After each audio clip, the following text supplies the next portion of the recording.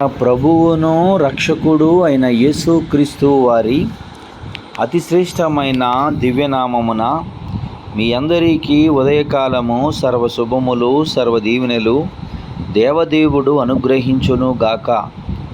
ప్రియ దేవుని పిల్లలారా, ఈరోజు 3వ తారీఖు జూలై నెల 2025 సంవత్సరము. ఈరోజు దేవుని వాగ్దానము లూకా సువార్త 1వ అధ్యాయము 13వ వచనము. భయపడకుము, నీ ప్రార్థన వినబడినది. దేవుడు తన పరిశుద్ధ లేఖన భాగము మీ వినికిడిలో మీ జీవితంలో దేవుడు ఈ వాగ్దానము నెరవేర్చునుగాక. ప్రియ సహోదరి సహోదరులారా, దేవదేవుడు తెలియచేస్తున్నటువంటి మాట, నీవు భయపడవద్దు, నీ ప్రార్థన ఆయన విన్నాడు. నీవు భయపడవద్దు, నీ ప్రార్థన ఆయన విని ఉన్నాడు.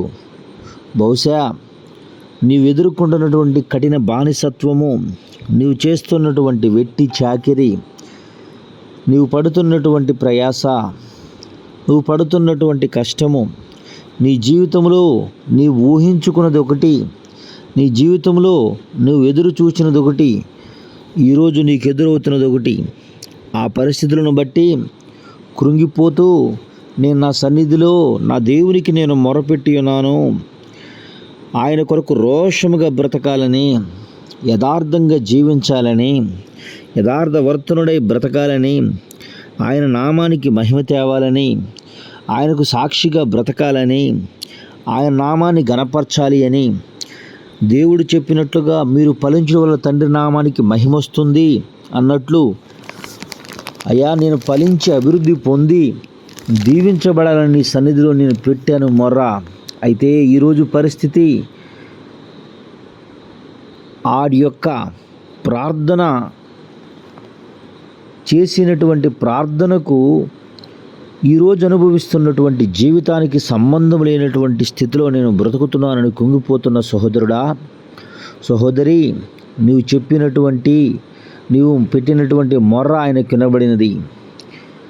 ఆయన యొద్ద నుండి నీకు జవాబు రావటానికి ఆయన ఇష్టంగానే ఉన్నాడు.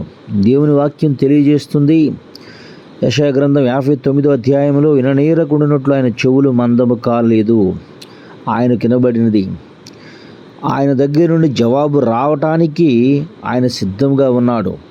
జవాబు కూడా ఆయన సిద్ధంగా పంపి ఉన్నాడు. అంటాడు, రక్షింపనిబడినప్పుడు యెహోవా హస్తములు కురచ కాలేదు, విననేరుకున్నటని చెవులు మందము కాలేదు.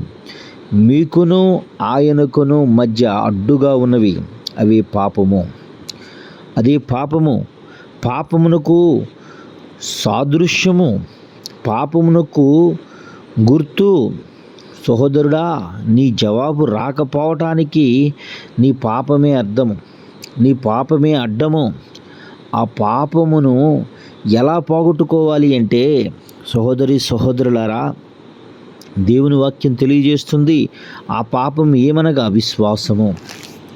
ఇశ్రాయేలు ప్రజలకు వారికి కలిగిన కఠిన బానిసత్వాన్ని బట్టి దేవునికి మొర్రపెట్టి ఉన్నారు.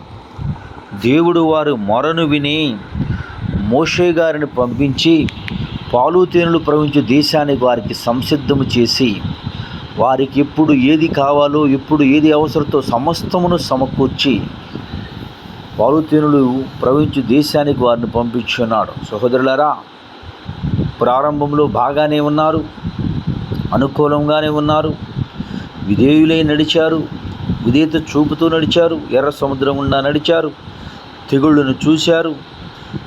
అరణ్యంలోకి వచ్చిన తరువాత వారి జీవితానికి అవిశ్వాసం ఎదురయ్యింది. అవిశ్వాసం ఎదురయ్యి పండుటాకుల్లాగా రాలిపోయారు. వారికి జీవితంలో వారు పెట్టిన మొరను వారు పరిపూర్ణంగా ఎందుకు నెరవేర్చుకోలేకపోయారు అంటే ఒక్కటే కారణము, వారి అవిశ్వాసము. అట్టి అవిశ్వాసములో బ్రతకక, నా మాట ఆయన ఇన్నాడని విశ్వాసముతో విశ్వాసివై బ్రతికి ఆయనిచ్చు ప్రతి ఆశీర్వాదానికి కారకుల కృప దేవుడు మీకు అనుగ్రహించునుగాక. ఆమేన్. తండ్రి, మీకు వందనాలు, స్తోత్రములయ్యా. ఉదయకాలం ముందు నీ బిడ్డలు, అందరి బిడ్డలు ఈ మాటలు వినుచున్నారు. వారందరి జీవితంలో తండ్రి ప్రార్థన నెరవేర్పు పొందుకునే కొరకు దయచేసి నడిపించమని యేసయ్య నామం పేరిట ప్రార్థన చేయుచున్నాను తండ్రి. ఆమేన్. తండ్రి అయిన దేవుని ప్రేమయు, కుమారుడైన యేసుక్రీస్తు వారి కృపయు, పరిశుద్ధాత్మ అన్యోన్య సావసం ఇప్పుడు ఎల్లప్పుడూ సన్నద్ధ సదాకాలం తోడి నెంబడించి నడిపించును గాక. ఆమేన్. God bless you.